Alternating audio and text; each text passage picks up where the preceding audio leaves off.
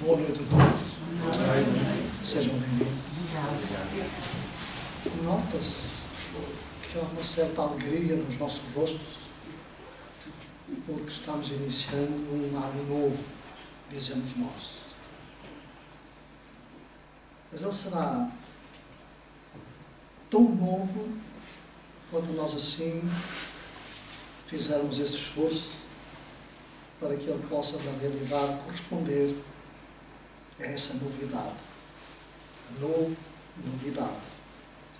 Então nós vamos ter, provavelmente neste ano, a novidade que o ano vai esperar de nós.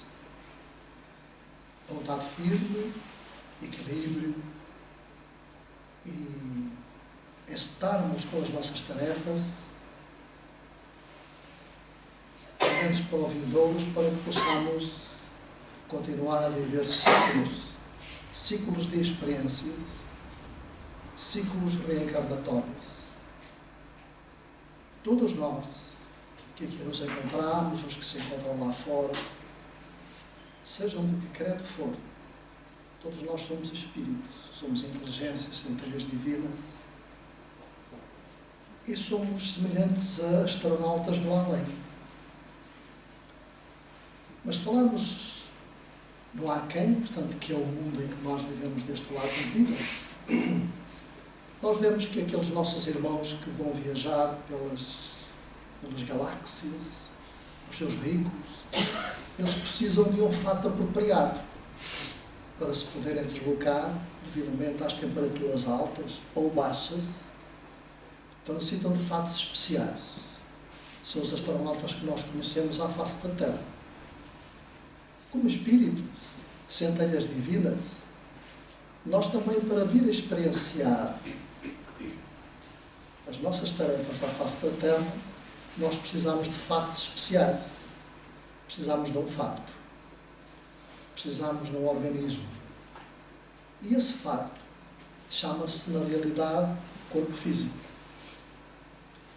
E esse corpo físico vem apetrechado de um outro corpo, que é, na realidade, o disco rígido do nosso computador interno. Chama-se corpo espiritual. É o disco rígido do nosso computador interno, da nossa mente, onde fica tudo gravado, quando na realidade nós somos. Então nós necessitamos, todos nós que aqui estamos e os que estão lá fora, necessitamos precisamente dessas experiências. E nós vamos fazer dessas experiências o baluarte das nossas vidas. Vamos fazer, portanto, com que as nossas vidas se possam engrandecer em equilíbrio, em moralidade, em intelectualidade, em sentido de caridade, sentido fraterno, de trabalho. Então, esse escafandro, essa vestimenta, ela vai-se, na realidade, adaptando à medida, portanto, que nós formos, na realidade, ingressando neste mundo em que nós vivemos. Ou noutro. Porque nós não temos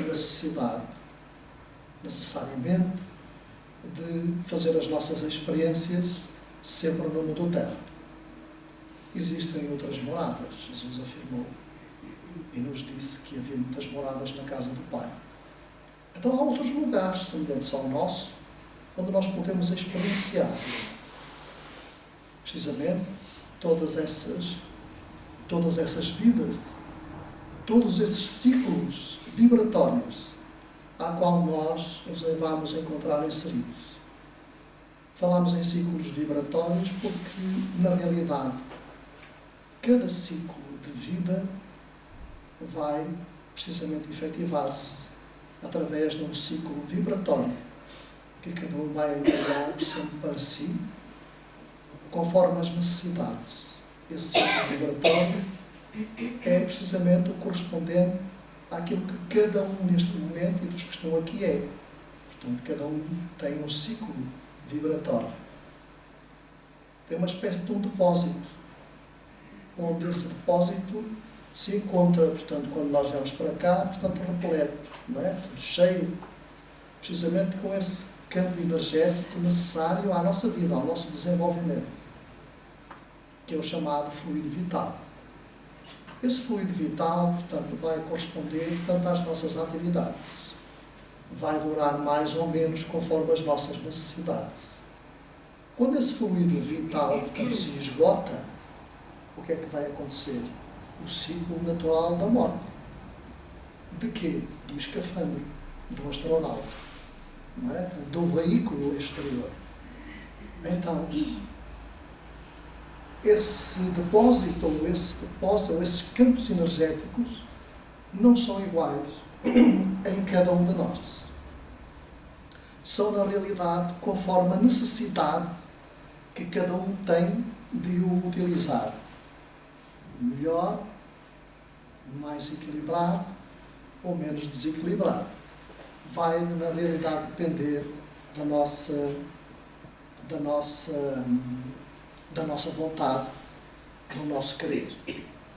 Mas, vou fazer uma pequena viagem e o Livro dos Espíritos, no capítulo 2 do livro 1, na finalidade da encarnação, e ele prefaz com a questão 132, qual a finalidade da encarnação dos Espíritos? Para nós termos uma ideia, portanto. E a resposta é: Deus a impõe com o fim de levá-los à perfeição. Essa é a nossa finalidade. Como espíritos inteligentes, é chegarmos à perfeição, ao estado de espíritos puros. E mais interessante é que é o único determinismo que existe na lei de Deus perante nossas vidas. É o único determinismo, ou seja, todos nós vamos chegar ao estado de espíritos puros. Mesmo o mais fracassado, mesmo o mais fracassado. Mesmo o mais violento, mesmo o mais violento. Mesmo aquele mais rancoroso, mesmo o mais rancoroso. Quando? Não importa, mas ele vai lá chegar. Não é? Então, à medida que ele for mudando, portanto, o seu escafandro, à medida que ele for mudando a sua mentalidade, ele vai mudando o seu paradigma, vai mudando o seu campo energético. Então, ele vai se tornando mais dócil. E então, vai se preparando precisamente para viajar. Então, há um período de ciclos em que ele vai produzindo coisas negativas, umas atrás das outras. Deus o permite. Deus nos colocou um livre-arbítrio, liberdade de escolha.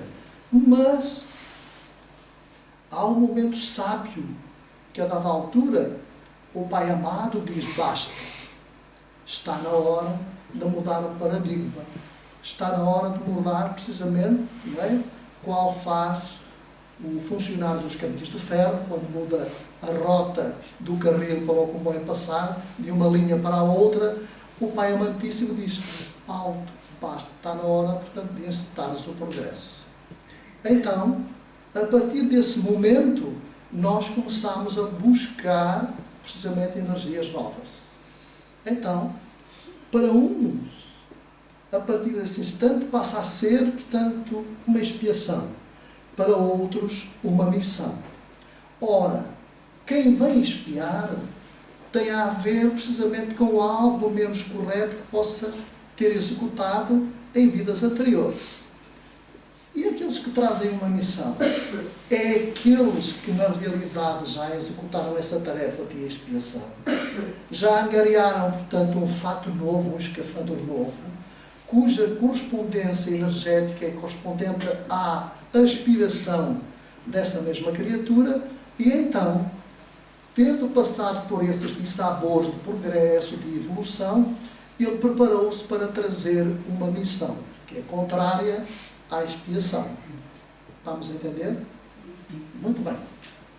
Mas para chegar a essa perfeição, eles devem sofrer todas as vicissitudes da existência corpórea.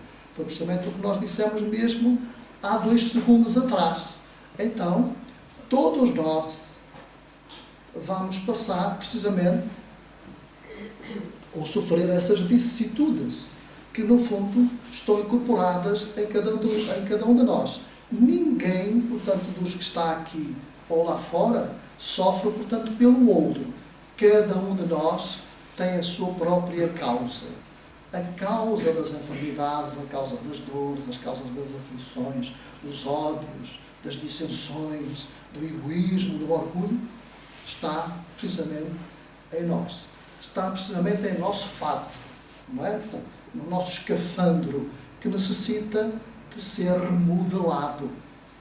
Ou seja, nós precisamos, pelo esforço, pelo querer, pela vontade, nos tornarmos, portanto, criaturas melhores. Então, nisto é que está precisamente a expiação. Ou seja, a expiação está precisamente em nós aceitarmos, fazermos o esforço em nos modificarmos para criaturas melhores, que tem a ver com o reflexo daquilo que na realidade nós fomos. Então, continuando, a encarnação tem ainda outra finalidade, que é pôr o espírito em condições de enfrentar a sua parte na obra da criação. Todos nós podemos colaborar com Deus. Todos nós. Todos nós fazemos parte da criação. Nós podemos ser co-criadores com Deus. E somos. Só que muitas das vezes nós não nos apercebemos disso. Quando nós fomentamos os lares, quando nós fomentamos a aspiração da família, a fomentação do aumentar a família, criar laços consanguíneos ou espirituais com aqueles a quem chamamos prole, portanto, os filhos, então nós estamos sendo precisamente, ou estamos colaborando como co-criadores com Deus. Então isso é uma ação muito meritória. É algo, portanto, que tem mérito para cada um de nós, pelo esforço, não é?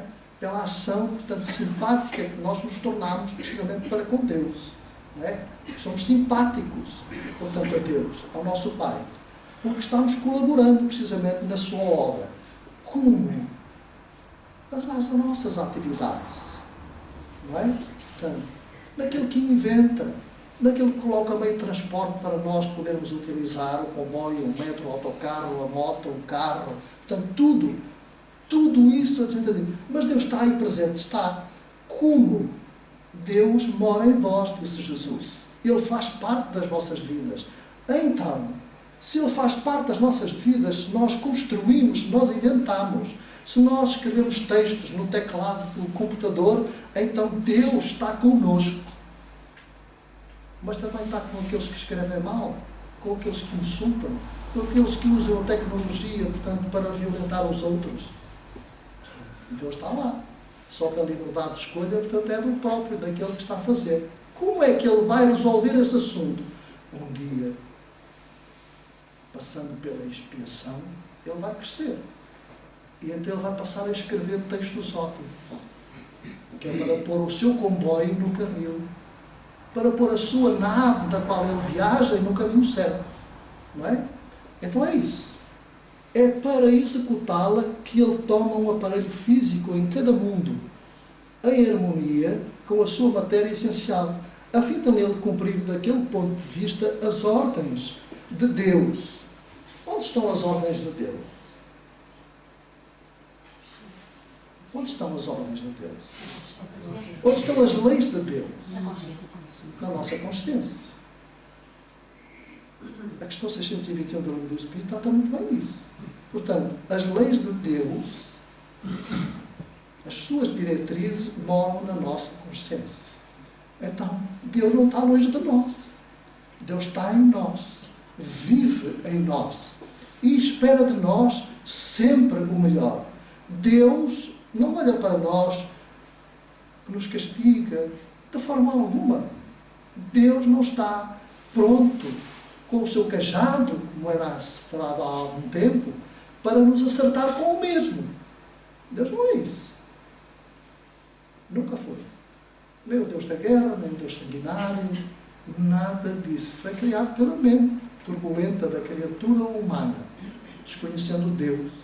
Então, se Deus é amor, não pode ser essa criatura violenta que espera por nós para nos castigar. Então não seria perfeito. não seria onipresente, omnisciente, não podia estar em todos os lados. E Deus sabe quem nós somos. Sabe quem nós fomos e quem nós somos. E muito mais, Ele sabe tudo aquilo que cada um de nós vai vir a ser. Coisa que nós não sabemos. Mas Ele sabe. Então Ele espera de nós. Então é dessa forma, e dessa forma concorrendo para a obra geral, também progredir, que é aquilo que nós na realidade fazemos. A ação dos seres corpóreos é necessário à marcha do universo. A ação dos seres corpóreos é necessário à marcha do progresso. Ou seja, a nossa ação, as nossas atividades, o nosso querer, as nossas participações, no nosso trabalho, no nosso lar, portanto, na nossa sociedade, são, na realidade, portanto, são necessárias à marcha do progresso. Como é que o progresso se faz? Como é que o progresso existe? Justamente através das nossas ações.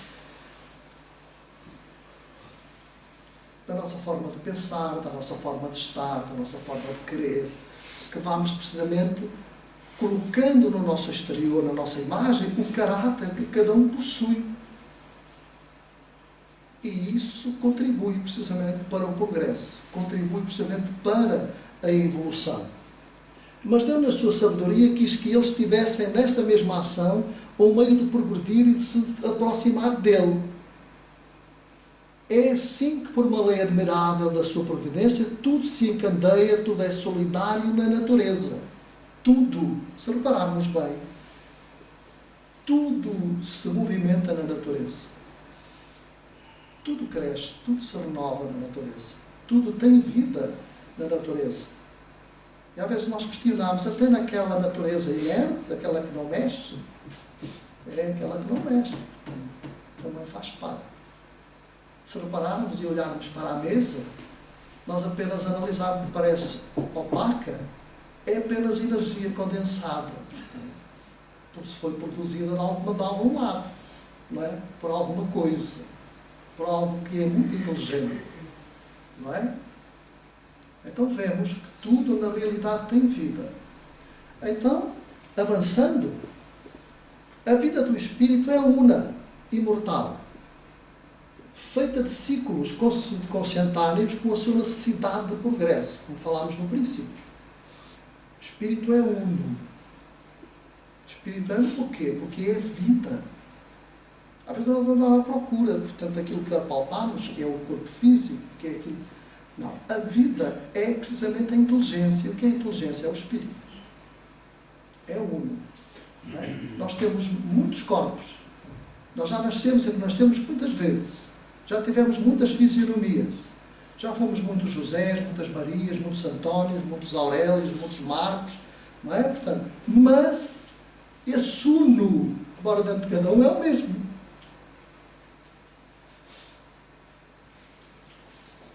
E se repararmos, esse uno que está em nós não é o mesmo, portanto, de há 500, 600, ou de há 1 milhão ou 2 milhões de anos. Não é o mesmo. Já mudou alguma coisa. Se nós lembrarmos um pouco, nós já fomos e já vivemos com corpos físicos no mundo primitivo. Nós já não somos os mesmos dessa época. Ou somos? Não somos. Mas ainda possuímos instintos. Nós já não somos os mesmos, mas ainda possuímos instintos. Será que possuímos instintos? Claro que possuímos. Basta nós olharmos as notícias da televisão, da rádio. Basta ver nós analisarmos os comportamentos dos nossos irmãos quando se manifestam para exigir alguma coisa. Uma coisa é certa, nós manifestamos para exigir, mas poucas vezes nos manifestamos para não dizermos eu estou aqui para produzir alguma coisa. Temos direitos? É verdade que temos. Mas também temos deveres. E às vezes nós esquecemos dos deveres, portanto, que cada um de nós tem para com a vida, para connosco, para com o nosso lar, para com a sociedade, para com o grupo familiar, para com o grupo de amigos com quem nós nos cruzamos todos os dias nas nossas atividades profissionais. Temos deveres, temos obrigações, não é? Todos nós. E colaboramos precisamente. Cada um desses ciclos compreende um programa a realizar no mundo a que desce a encarnar. Então, antes de nós encarnarmos, nós estamos vivendo precisamente no mundo exterior, no mundo natural. Embora pertencente à Terra, estamos vivendo no mundo extracorpóreo,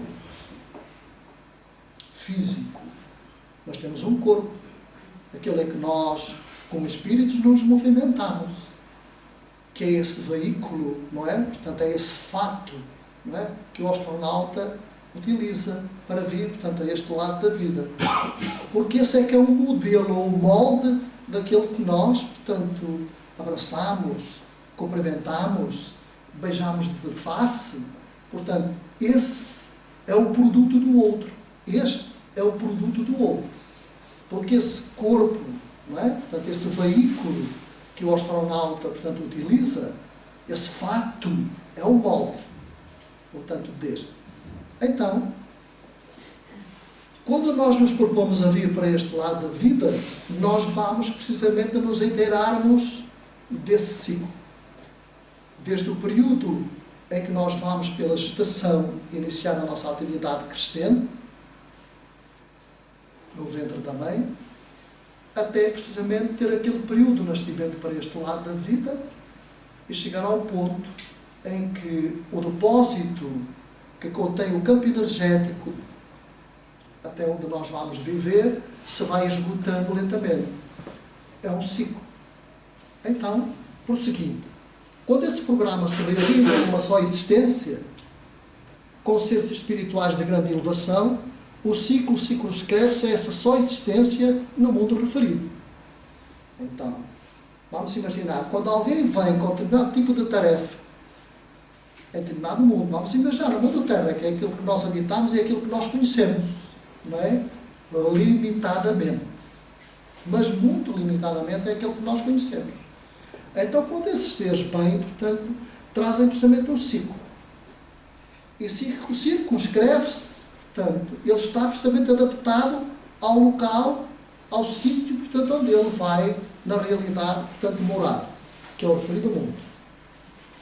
Então, dado o atraso, o grau evolutivo da nossa humanidade, não o cumprimos numa só existência, pelo que temos de voltar até completar, portanto, o ciclo. Ora, se nós não resolvermos o assunto, quer dizer que o ciclo não se quebra, portanto, nós vamos ter que voltar precisamente para completar, portanto, o ciclo. Não é? Então, os amigos dizem-nos assim: nosso mundo não é dos mais adiantados nem dos mais atrasados. Em cada existência que vimos cá, devemos fazer um curso, completá-lo, no ambiente a que cada um de nós corresponde. E quando o curso, notem bem, não é cumprido a preceito, há que repeti-lo. Isto faz-nos lembrar qualquer coisa, não faz? Nós entramos para a escola, deste lado da vida, portanto, a partir dos 6, 7 anos, não é? Vamos do primeiro ano, segundo, terceiro, quarto, e vamos por aí fora. E depois aqueles que entram na faculdade e tal, portanto, faz o primeiro, o segundo, o quarto, o quinto e assim. Mas há ocasiões que a gente assim, não consegui acabar. Mas tenho uma aspiração muito grande, portanto, em acabá-lo. As duas uma. Ou vai decidir-se e vai conseguir. Se não conseguir, há qualquer coisa que ficou ali cortado por determinada contingência, por determinada circunstância da própria vida. Então, algo ficou inacabado. Tem uma causa. Qual a razão da causa? Só o próprio. Logo mais é que vai saber porquê.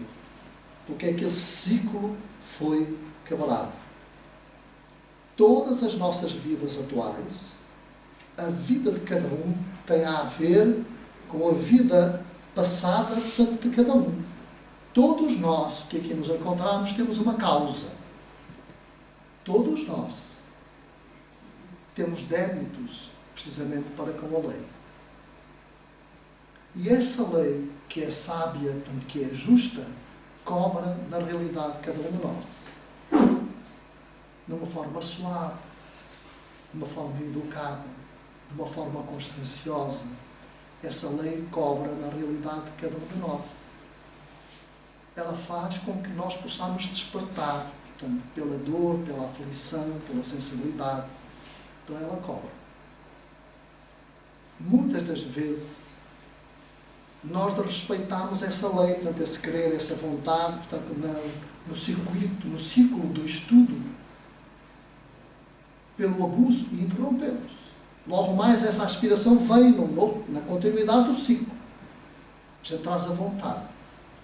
Mas há algo que vai servir de empecilho para nós não acabarmos, portanto, até nos reequilibrarmos. Até que um dia nós vamos conseguir, portanto, na realidade, essa tarefa. Só que, muitas das vezes, nós, em lugar de tirarmos o peso dos ombros, nós colocamos peso em cima dos ombros, pensando que estamos a fazer as melhores escolhas. E estamos, na realidade, portanto, escolhendo, não em conformidade com aquilo, portanto, que nós necessitávamos, mas estamos escolhendo mais dificuldade, portanto, para nós. Então, quantas vezes temos então que voltar a encarnar para resolvermos esse assunto? Tantas quantas sejam necessárias. Não há um número fixo. Não há nenhuma tabela, portanto, do outro lado da vida. Nem dizer assim, olha, tem 10, tem 20, tem 50. Nada, isso não existe. Mas que cada um vai renascer as vezes que lhe forem necessárias, vai. Então, como dissemos há instantes, vamos ter muitas vezes Antónios, Margaridas, Márcios, Joaquins, Manuéis, portanto, enfim, todos nós vamos ser muita coisa. Mas o que é certo é que nós não vamos ser, nós estamos como. Não é? Porque o Humberto hoje está como Humberto. Mas ele não é o Humberto, ele já foi muita coisa. Todos nós que aqui nos encontramos, nós hoje estamos como. Não é? É quase, quem é o Sr. Presidente da República? É o nosso Marcelo Rebelo de Sousa. É o Presidente da República. Não, ele não é. Ele está como. Logo mais ele vai deixar de ser. Então ele está como, está de passagem, está. Não é? Portanto, quem é o fulano? É o doutor, é formado em filosofia. Ele não é. Ele está como. Não é? Porque logo mais ele vai partir, portanto vai deixar de ser, vai angariar outro ciclo, ele vai angariar outra experiência, outra. Então são ciclos, não é? Dá para entender? Estamos a entender? Então, tantas coisas sejam necessárias, não há um número fixo. Vai depender de vários fatores, como a nossa conduta, o nosso progresso. Vejam lá, a nossa conduta, o nosso progresso. Não é? Muito bem. Suponhamos que começa um ciclo com um programa para a conquista da paciência. Vamos imaginar, estamos do outro lado e olha, vamos elaborar aqui um ciclo para conquistarmos a paciência. A prudência e qualidades equivalentes está implícito superar o desassossego, a irritabilidade, a cólera. Pode acontecer realizar o programa em 2 ou 5 existências humanas, mas podem ser precisos 10, 20 ou mais. Não existe limite, depende do próprio esforço. Ora, este número de vidas compõe um ciclo de reencarnação. Imagina que os amigos colocaram aqui a paciência, a prudência e qualidades, portanto, equivalentes. Mas imagina que nós estamos do outro lado, portanto, era uma entidade, portanto, que viveu parte da sua circunstância estacionado, pela opulência, pela ociosidade, pelo rancor, pelo ódio. cujas suas intenções eram fazer mal ao seu próximo. Então ele vai, não é? Portanto, foi recolhido, encetou um programa, portanto, de reequilíbrio nos hospitais espirituais, e quando lhe é dada a necessidade de ele poder reencarnar para buscar o quê? Aprender a amar. Então ele vai iniciar um ciclo. E a gente diz assim, vai ser fácil? Não, vai ser difícil. Muito difícil. Porque amar não é fácil. E odiar também não é. São dois campos opostos. São dois campos que requerem precisamente esforço. E aquele que se propõe a amar faz um esforço gigantesco para não deixar incorporar ou entranhar em si o ódio, que é precisamente a tendência, portanto, da qual, portanto, ele era possuidor. Então, uma existência de 100 anos, 90 anos, pode não chegar. 2 pode não chegar, porque reinicia, portanto. 3 podem não chegar. Porquê? Porque depois existem as quedas. Existem aqueles que tropeçam, aqueles que, não é? Portanto, aqueles que desertam dessas atividades, das atividades nobres, para a qual, portanto, se comprometeram, portanto, para com Jesus, e voltam precisamente, muitas das vezes, portanto, para trás.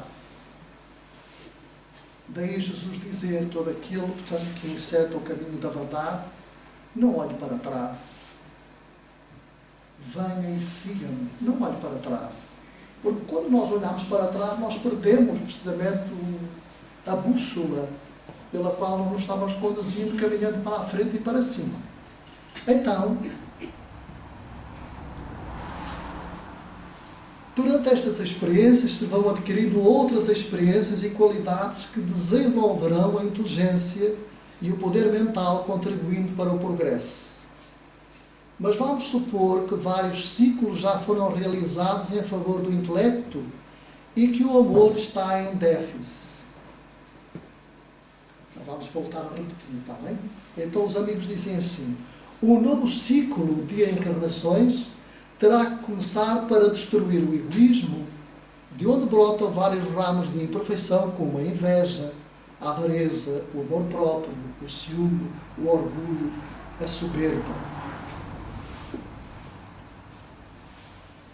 São tudo pendores, portanto, que nós, humanidade, ainda somos portadores.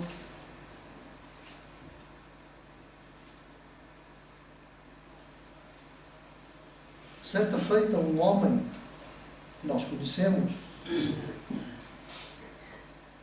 e que tinha determinadas apetências para o álcool, conversava muito connosco. E nós, dentro dos possíveis, conversávamos com eles, não eram aconselhávamos, nós conversávamos, procurávamos esclarecer, chamar a atenção para o perigo, para a saúde, não é? Portanto, para a aproximação de seres, portanto, que sugavam precisamente os vapores do álcool que ele ingeria. Mas a questão mais principal era a saúde. Eu vou deixar, Sr. António, eu vou deixar de beber. Um dia tocou o telefone e eu atendo o telefone. Então o senhor disse-me que estava em determinado lugar, tinha feito uma peregrinação que estava em determinado lugar. E então tinha prometido à senhora do lugar onde ele se encontrava que a partir daquele dia nunca mais ia beber. Eu disse, muito bem, o senhor não está a dizer isso para mim. Pense bem, porque isso não é assim dessa forma que se resolve. Como assim? Pense bem no sítio em que está, a quem se dirigiu, porque as nossas palavras são escutadas. Então pense bem, há um outro tipo de esforço que vai ser necessário. Não, eu já prometi. Ótimo, muito bem.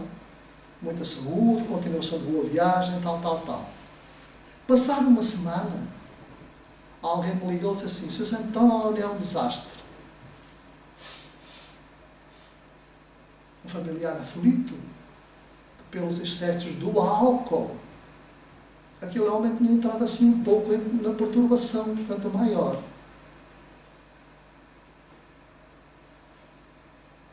Mas então isto é para dizer o quê? Que tudo quanto nós dizemos, tudo quanto nós invocamos, tudo quanto nós pensamos, portanto, é escutado. E muitas das vezes nós não sabemos o que dizemos quando nos expressamos. Porque nós prometermos é uma coisa, nós cumprirmos é outra.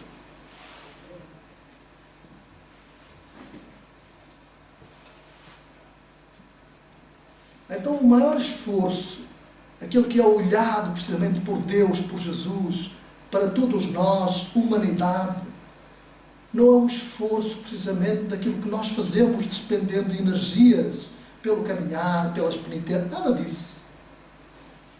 É o esforço de nós nos modificarmos, modificar o nosso caráter, a nossa forma de ser.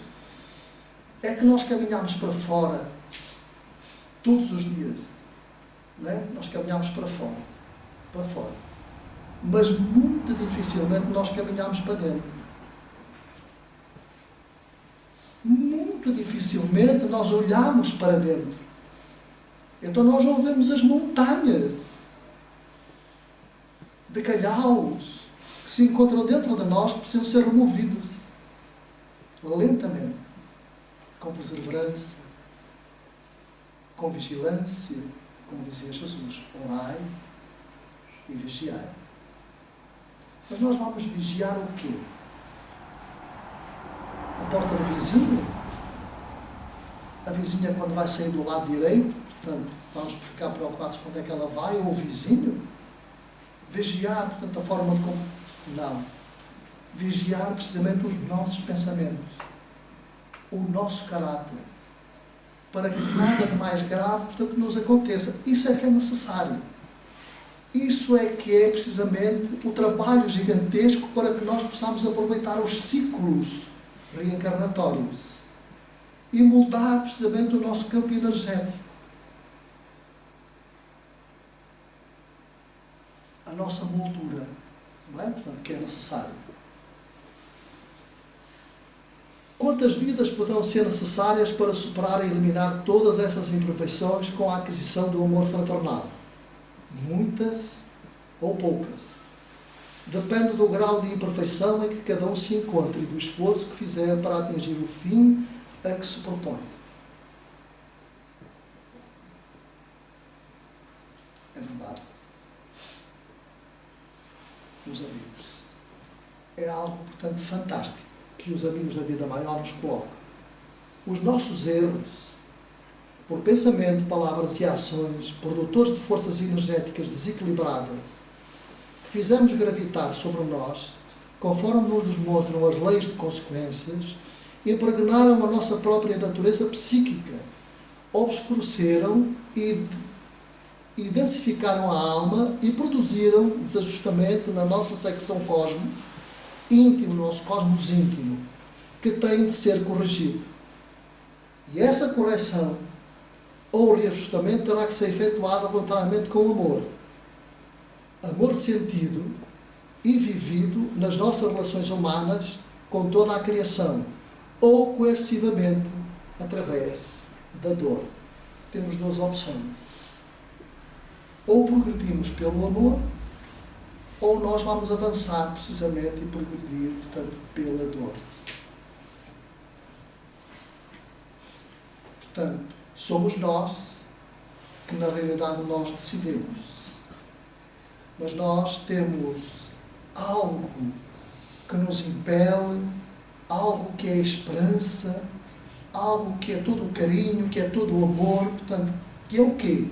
É que nós temos a presença desse amigo inconfundível nas nossas vidas, que é Jesus. Todos nós. Os que estamos aqui, os que estão lá fora, os ateus, os incrédulos, aqueles que dizem que não acreditam em nada. Jesus está neles? Está presente? Está. Está sim. quando eles se deixarem despertar, Ele está lá. Mas cada um tem que fazer a sua parte. Não tem outra volta. Verificamos então de que o número de vidas futuras ou renascimentos necessários para chegar à meta não se encontra determinado pela lei. Não há uma lei. É as vezes que forem necessárias. 10, 20, 30, 50, 500 vezes, 100 vezes, 1000 vezes. Não tem nada a ver com a lei. Tem a ver com a necessidade, portanto, de cada um. Como dissemos ao princípio, a vida do Espírito é una.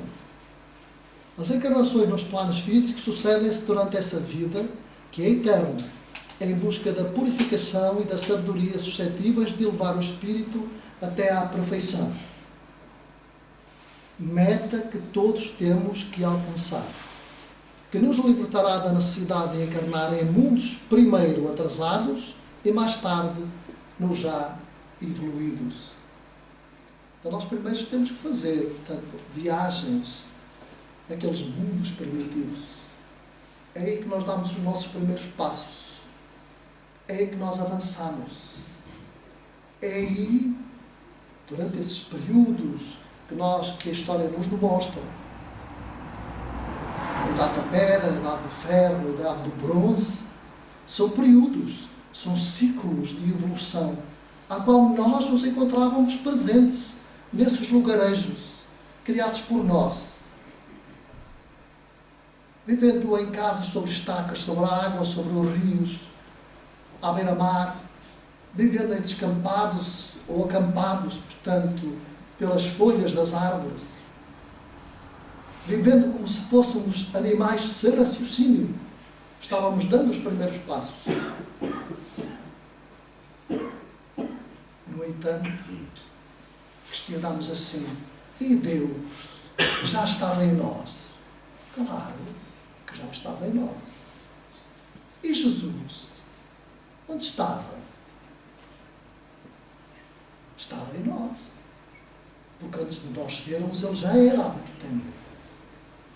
Essa estrela de primeira grandeza, esse amor sublime que criou o mundo em que nós habitamos. Então, se Ele criou o mundo, então Ele estava em nós. Ele vivia com nós, nos incentivava. E a nossa crença em Deus, independentemente da religião, seja ela qual for, está intrínseca, está inscrita na nossa alma, a crença em Deus.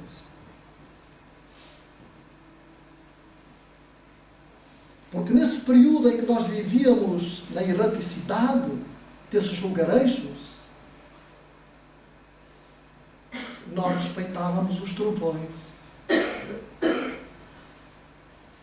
a chuva, os ventos, e os chamávamos precisamente de Deus.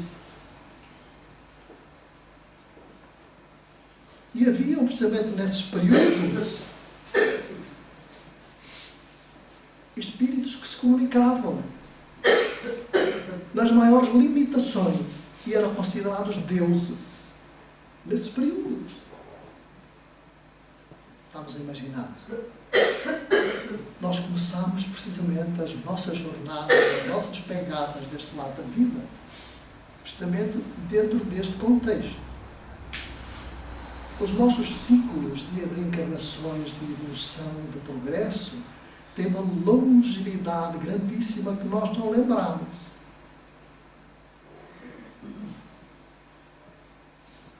Se nós fôssemos retroceder, portanto, a nossa memória em lugares adequados para lembrar as nossas vidas passadas, talvez aquele que esteja nessa oportunidade nos dissesse assim, mais ou menos até 200 anos atrás.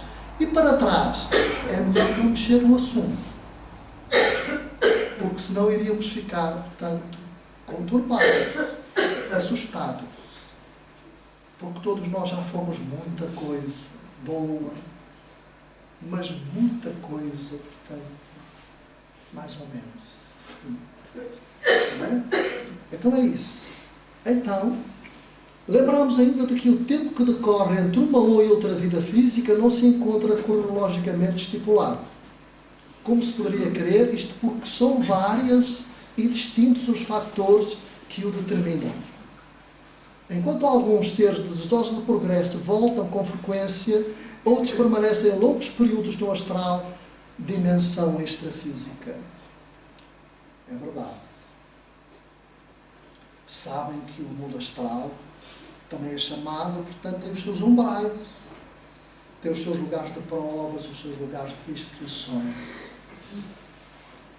Há lugares de provas e expiações aqui, lugares muito tristes, muito aflitivos, em que cada um deste lado vive, deste lado, no mundo terreno que nós vivemos.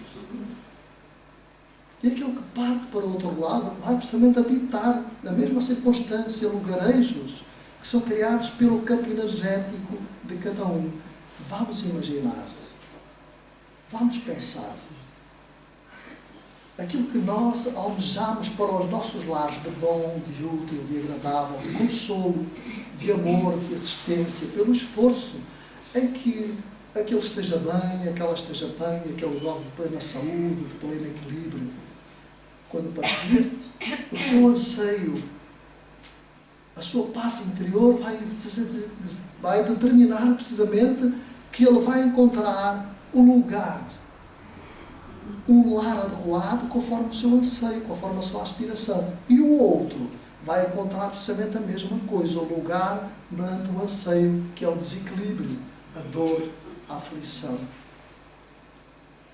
Então essas criaturas muitas vezes vivem anos e anos e anos nesses lugares, como afirma aqui, nessa dimensão extrafísica. Por quê? Porque o seu campo energético não comporta viver precisamente em sociedade equilibrada. Mas ele vai lá estar eternamente. Não. Quando ele mudar o seu painel mental, quando ele começar a receber precisamente em si mesmo esse processo de expiação, ele vai aprender, portanto, a amar. Vai fazendo ciclos, uma existência para tratar de um assunto, outra existência para tratar de outro, outra existência para tratar de outro, outra para tratar de outro. Vamos imaginando. Porque quando nós nos comprometemos do outro lado da vida para vir para cá, foi com uma finalidade: trabalhar pelo nosso progresso, pela nossa evolução. Trabalhar para amar. Trabalhar para aprendermos a ser criaturas educadas. Trabalhar para aprendermos a viver em sociedade. Trabalhar para aprendermos a nos tornarmos conciliadores. Mas muitas das vezes nós falimos na nossa empreitada. E depois temos que regressar, precisamente para completar, portanto, essa mesma empreitada. Até que um dia vamos nos tornar o quê? Espíritos missionários. Quando tivermos vencido, portanto, esses ciclos de desequilíbrio, vamos aprender, precisamente, a sermos missionários. Como tantos outros que já viveram deste lado da vida. Madre Teresa, Francisco de Assis, Chico Xavier, Divaldo, Teresa d'Ávila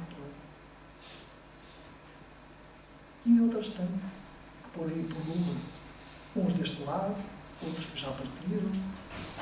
Então, são esses que venceram também as suas dificuldades, tal e qual como nós. Também um dia, portanto, iremos vencer as nossas. Como regra geral, os espíritos mais atrasados reencarnam com relativa frequência, dependendo sempre das disponibilidades. São aqueles que mais necessitam, precisamente, de vivenciar deste lado da vida. Não é? Que é para angariar a experiência, para aprenderem a conviver. Daí, muitas vezes, nós encontramos nos nossos lares nos nossos filhos, aqueles que nos visitam, aqueles que nós aceitamos, uns com algum equilíbrio e outros mais desequilibrados, para aprenderem precisamente nessa mescla, nessa visita, portanto, social, aprenderem os que são mais atrasados com aqueles que são um pouco mais adiantados. À medida que a alma se purifica, o intelecto se desenvolve, ou seja, conforme o espírito progrida, então o intervalo entre as existências de outra forma e outra torna-se maior, podendo ser de 5, 50, 500 ou mais anos. Então, uma pessoa que seja equilibrada, não é? Portanto, tem necessidade de aprender e dedica-se a tarefas novas do outro lado da vida, até que um dia, portanto, passando desde 5, pode durar até 500 ou mais anos, até voltar a este lado com nova tarefa, com novo empreendimento. Ora, nas primeiras fases da etapa humana, as reencarnações são mais frequentes devido à necessidade do espírito angariar experiências.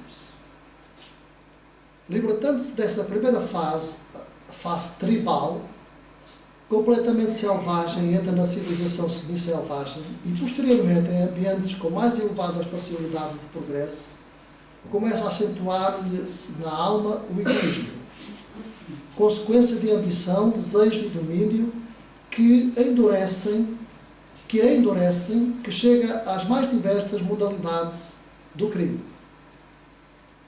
Falámos há pouco quando nós vivemos quando éramos primitivos. Começámos por angariar isto. Portanto, o ciúme, a inveja, não é? Portanto, e vamos aprendendo com essas situações, até que um dia vamos entender, portanto, que aquilo, portanto, não é bom, não é fácil, não é razoável, e vamos procurar modificar. Quando no estado selvagem, mal infringe as leis da vida, visto atuar, portanto, instintivamente. Grande parte das vezes é o que acontece. Não temos a noção, portanto, dessa responsabilidade. Só passamos a ter mais tarde, que na finalidade nós não respeitamos precisamente o nosso irmão semelhante. No entanto, na fase seguinte, transgride-as com demasiada frequência, criando dívidas para com a lei, e aferrando-se à sua forma egoísta, recusa-se a aceitar uma vida de retificação e dor, permanecendo durante longos períodos no baixo astral, com frequente intervenção no plano humano e a sua incidência na mente dos encarnados, aos quais adsula com as suas paixões. São chamados os demónios das religiões, ou os espíritos obsessores, não é? Mas não permanece eternamente nesta condição, porque é contrário à lei. Então a luz penetra nas suas mentes e, arrependidos, retificam o rumo e começam a sua expiação em novas vidas de sofrimento. Quando o espírito já atingiu um mediano grau de desenvolvimento no plano extrafísico, experimenta uma irreprimível ânsia de progresso renovador, até porque desencarnados se veem capacitados para maiores ascensões. Não é? Portanto, se encontram desencarnados, estão limitadíssimos para ascender, portanto, a outros planos. Então, renunciam à vida maravilhosa do seu habitat, decidindo voltar de novo à luta, na qual algumas vezes sucumbem por não terem sabido calcular bem as suas forças. É o que dizemos há instantes, é o que acontece muitas vezes connosco. Pedimos em excesso, chegamos aqui e depois não podemos cumprir com as nossas responsabilidades. E vamos falir. Então a força interior que os impulsiona a voltar é a lei da evolução que atua sobre o espírito. No entanto, a falta de harmonia e a frivolidade em que normalmente vivem os casais constituem um impedimento para uma encarnação de maior número de espíritos superiores em nosso mundo. No entanto, a falta de harmonia e a frivolidade em que normalmente vivem os casais constituem um impedimento para uma encarnação de maior número de espíritos superiores em nosso mundo, pela falta de condições energéticas, portanto, nos lares, pela falta de amor, pela falta de carinho, pela falta de respeitabilidade. Em muitos lares, os espíritos superiores não encontram um campo energético precisamente para poderem reencarnar, portanto, nesses lugares. Acontece que às vezes encarnam em ambientes tão pesados e asfixiantes que se ressentem e fracassam, voltando ao espaço sem terem podido desenvolver o seu programa de realizações, ou seja, o seu destino. Mas os muito evoluídos, quando encarnam em ambientes rudes, sofrem muito, em especial na infância, devido à sua maior sensibilidade. E acontece, muitas das vezes, com muitos jovens, muitas crianças, dentro dos lares, o período da infância, pais desconhecedores, pais descrentes em Deus e em Jesus. E então, logo desde criancinhas, começam a transportar os seus bebés, portanto, ao psicólogo, como se eles tivessem doenças raras.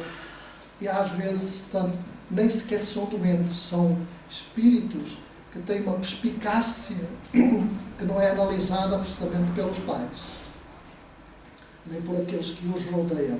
Então começam a receber tratamentos puramente materiais para enfermidades, portanto, que eles não têm, da qual eles não são, na realidade, portadores. Diz-se deles que vivem na Lua, devido à sua tendência para o sonho e a evasão.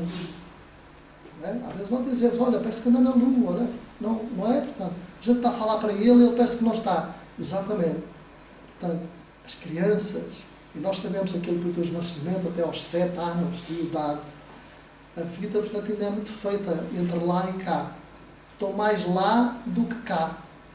Muitas das vezes tem aquelas crianças que narram, portanto, aos pais que estão a brincar com fulano, com cicrano, não é? Portanto, que é aquele amiguinho, portanto, que... E às vezes as pessoas desconfiam-se, olha, está, portanto, é doente, mas não é. As crianças têm essa faculdade de ver muitas das vezes os amiguinhos que se tornam presentes e que se tornam visíveis, portanto, à criança. Portanto, e estão sentados a brincar com eles. Só que o adulto, como não tem essa capacidade, não vê. E são chamados amigos imaginários. Certa feita, portanto, uma senhora, portanto, nos visitou e disse que a filha, portanto, tinha um amiguinho imaginável.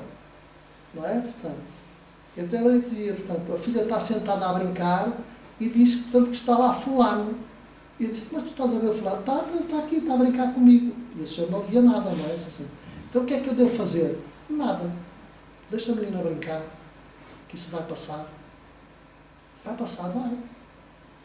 Logo mais vai passar. À medida que ela for crescendo, vai passar. E passou. Hoje pergunto, e qual era o amiguinho já nem se lembra a menina. E a menina já é grande, já tem pai de 13 anos. Então, as crianças trazem essa vivência, portanto, do mundo em que vivem, do mundo espiritual, para este lado da vida. E podem os amiguinhos de lá fazerem-se presentes, ajudar nessa fase, portanto, de crescimento. Porquê? Qual a razão para isso? Vamos imaginar o nosso lar, os nossos filhos. Quando nós vamos de férias, ou quando nós nos deslocamos para outro país para ir trabalharmos, nós deixamos aquilo que a palavra tem por tendência, que é saudade, não é? Isto é, vou ligar para a filhota, vou ligar para o filhote, que saudade imensa que eu tive agora, não é? Da mãe, da avó, não é? Então eu vou ligar. E só saímos umas horinhas, portanto, do nosso lar, portanto, para outro país, ou para outra cidade. Aqueles amiguinhos estão deixando o lar espiritual, o lar com quem conviviam as pessoas. Sim, porque os espíritos são pessoas. O lar com quem eles conviviam, os jovens com quem eles conviviam, os amiguinhos, como aqui, nossas, tem aqui, quem é o teu amiguinho principal? É a Luizinha. Quem é o amiguinho? É o Márcio, não é? Portanto, é o meu amiguinho, portanto, lá aqueles que vêm, também têm o seu amiguinho, têm a sua amiguinha, e vêm ajudar no desenvolvimento para ultrapassarem aquela fase, precisamente, do viajar, portanto, da saudade. Como é boa, portanto, não é? Como Deus é bom para todos nós. não é? É como nós fazemos muitas das vezes, estamos cozinhando, estamos limpando, e de momento a outra, olha, que eu lembrei mesmo agora, portanto, do familiar, portanto, do amigo, do conhecido que já partiu há não sei quantos anos. Nós dizemos, eu lembrei. Pois é, mas é o amigo, portanto, que nos está visitando e nos está intuindo, portanto, da sua presença. Ele está lá, falando para nós, e nós lembramos. Verificamos então que as inteligências avançadas só em missões especiais descem aos planos físicos, bem contribuir para o adiantamento da humanidade, colaborando especialmente na obra do Messias. Como o tom vibratório é muito subtil, buscam até eleger com grande cautela a família que os há de albergar nos primeiros anos da vida física.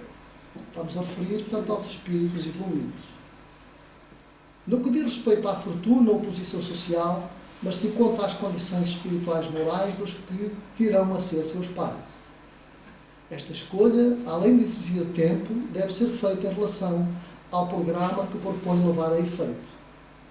Todos os espíritos, já um tanto evoluídos, planificam um programa antes de reencarnar, com as emendas e realizações a cumprir, de acordo com as necessidades da evolução e a respectiva capacidade. Aqueles que trazem missões de muita responsabilidade planeiam com bastante antecedência o respectivo destino.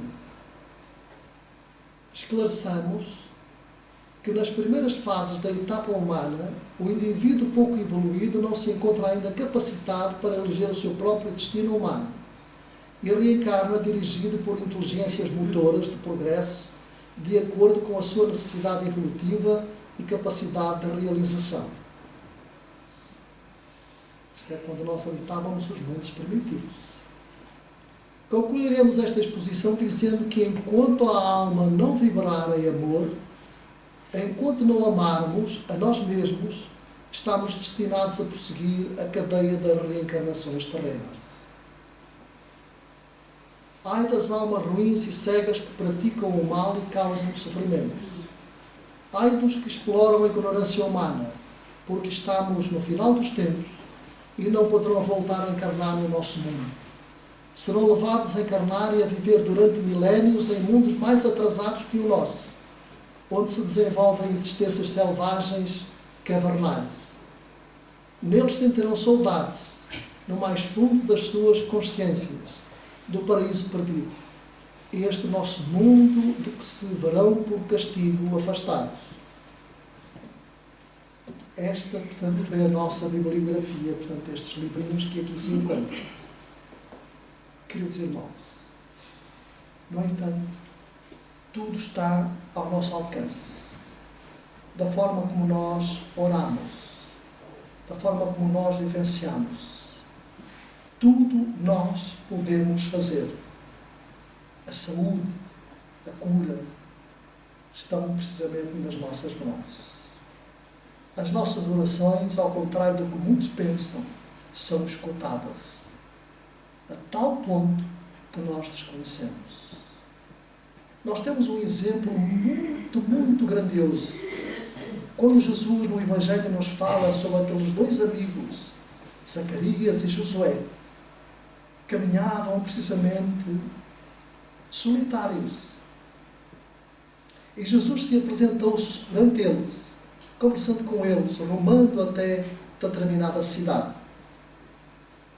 Observando, não o conhecendo, só quando se sentaram para tomar uma pequena refeição é que reconheceram na realidade Jesus. Quer dizer, dizendo que ia falar para uma multidão, pensando que ele ainda estava precisamente deste lado da vida. Então, a multidão começou a aglomerar-se de tal ponto, de tal forma, que eram cegos, estupiados, aleijados, sem pernas, sem braços, com a maior das dificuldades, que eles sofriam da lepra, enfim, todos. Era uma multidão grandiosa. E a dada altura Josué viu uma mulher, portanto, que estava bastante longe, não conseguia chegar junto a Jesus.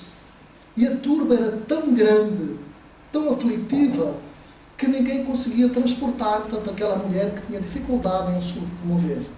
Nem mesmo Josué. A multidão era tanta que não conseguia chegar perto daquela mulher.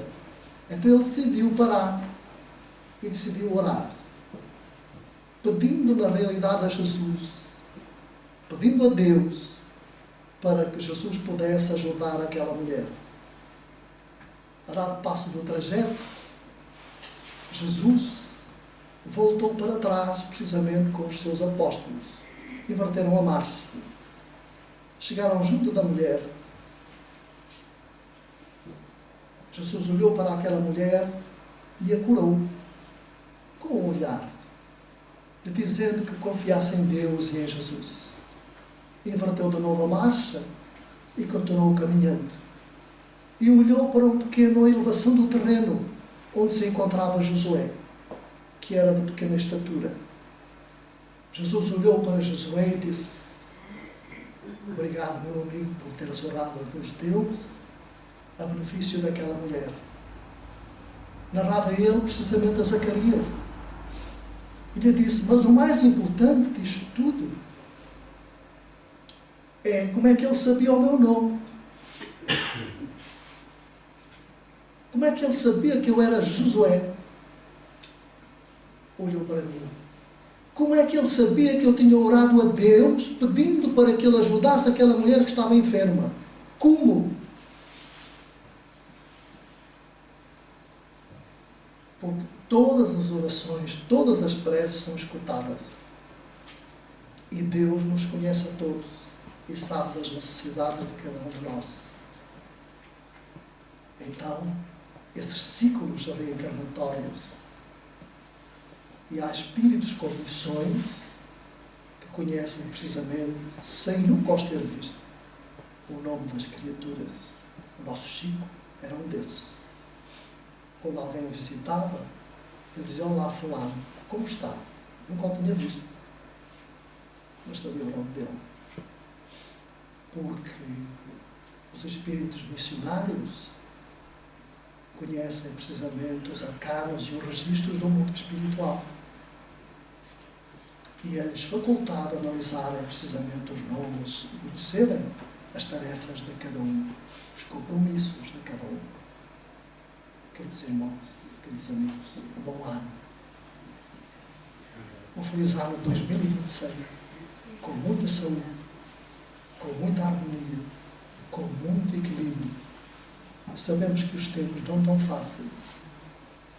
Sabemos que as tarefas de cada um não é fácil. Sabemos que vivemos num mundo conturbado, num mundo em que o desequilíbrio, portanto, espanta aqueles que procuram trabalhar com afinco, com assiduidade, com equilíbrio. Não nos deixemos conturbar, precisamente, por esses pensamentos, pelas ideologias, portanto, que não são as mais aceitáveis.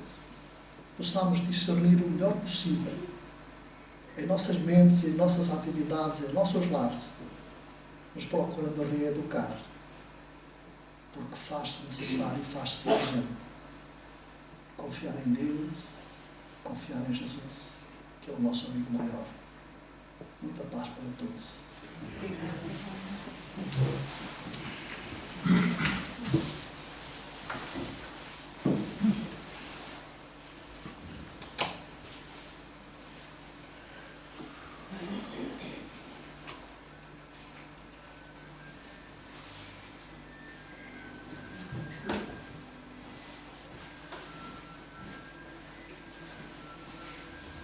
Vamos então, antes de passarmos à segunda parte, irmos para os passos, vamos, quem assim quiser, portanto, encerrar os olhos, se quiser se sentir melhor, assim mais aconchegado, olhar para dentro, fazer essa viagem ao mundo interior, mas pensando em Jesus, o amigo celeste das nossas vidas, o amigo de todos os amigos, É o Pai incansável de todos nós. É o Senhor da harmonia, é o Senhor da paz, o Senhor da concórdia. Ele é o alimento das nossas almas. Ele é a linfa fresca que refresca a nossa alma.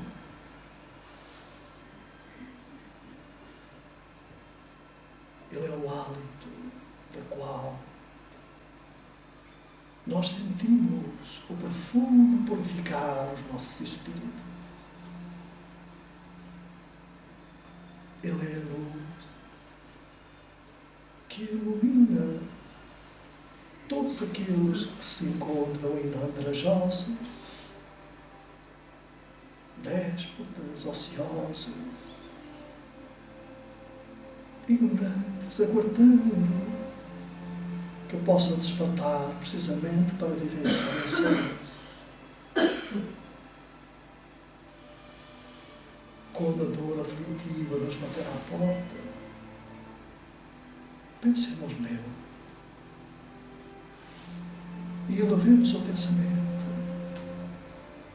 imaginando as suas viagens, os seus diálogos, os conselhos fraternos que passam para todos nós.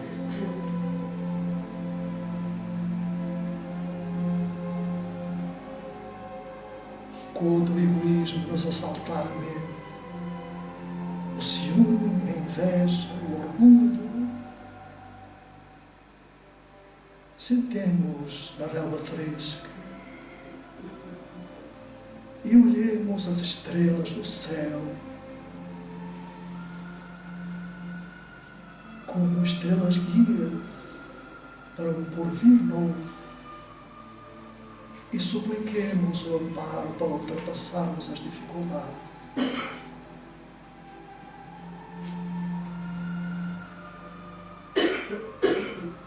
Quando sentirmos falta de amor, necessidade de amar, olhemos o pássaro que voa, que canta, olhemos os caminhos que percorremos, sentindo a presença amiga do ilustre companheiro, desse Pai amoroso de todos nós, que vela por nós, que nos abraça, que nos quer bem, que nos ama e que nos diz de forma constante: vem, vem a mim, não tenhas medo, vem a mim,